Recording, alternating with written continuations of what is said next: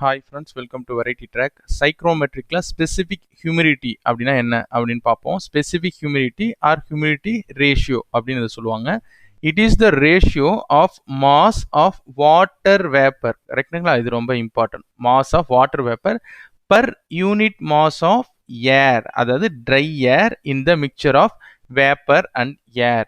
It is generally expressed as gram of water per kg of dry air அப்படின்னு சொல்றாங்க. For a given barometric pressure, it is a function of dew point temperature alone அப்படின்னு சொல்றாங்க. அப்படின்னா என்னன்னு பார்ப்போம். அதாவது specific ஹியூமிடிட்டினா என்ன அப்படின்னு பார்த்தீங்கன்னா, அதாவது இப்போ இதுதான் நம்மளுடைய ஏர் அப்படின்னு வச்சுப்போம். ஸோ ஏர்ல வந்து நைட்ரஜன், ஆக்சிஜன், ஹைட்ரஜன் அந்த மாதிரி நிறைய கேஸஸ் இருக்குன்னு வச்சுப்போம். ஸோ அதில் வந்து பார்த்தீங்கன்னா நமக்கு என்ன இருக்குது, வாட்டர் வேப்பர், ஓகேவா, ஈரப்பதம், மாய்ஸ்டர்னு சொல்லுவோம். வாட்டர் வேப்பர் இதில் இருக்குது, ஓகேவா. ஸோ இந்த க்ரீன் கலர் எல்லாம் வாட்டர் வேப்பர்னு வச்சுப்போம், ஓகேவா.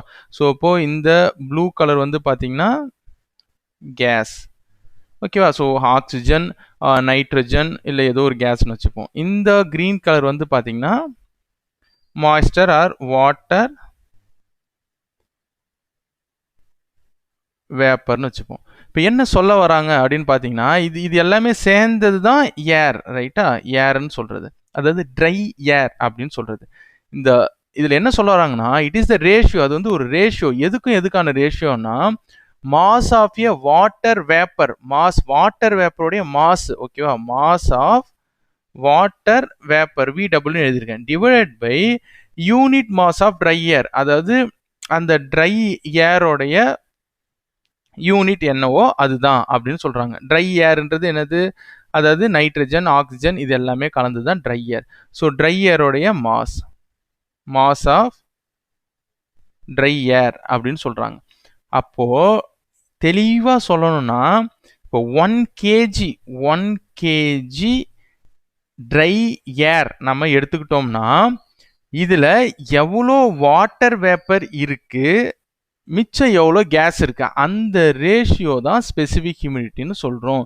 இதோட யூனிட் வந்து பார்த்தீங்கன்னா கிராம் பர் கிலோகிராம். ஸோ அந்த மாதிரி இருக்கும்.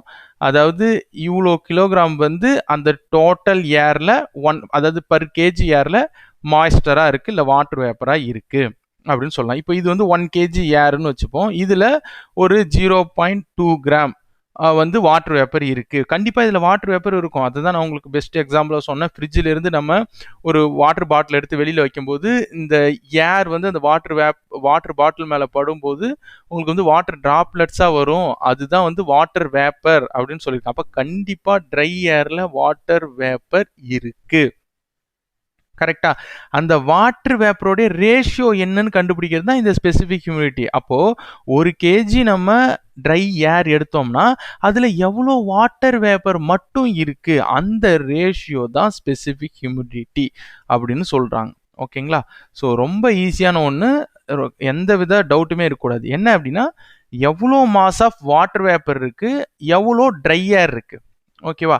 ஸோ அந்த ரேஷியோ இருக்கு இல்லையா, அதுதான் ஸ்பெசிஃபிக் ஹியூமிடிட்டின்னு நம்ம சொல்கிறோம், ஓகேங்களா. இது உங்களுக்கு கிளியராக புரிஞ்சிருக்கும்னு நினைக்கிறேன். தேங்க்யூ ஃபார் வாட்சிங்.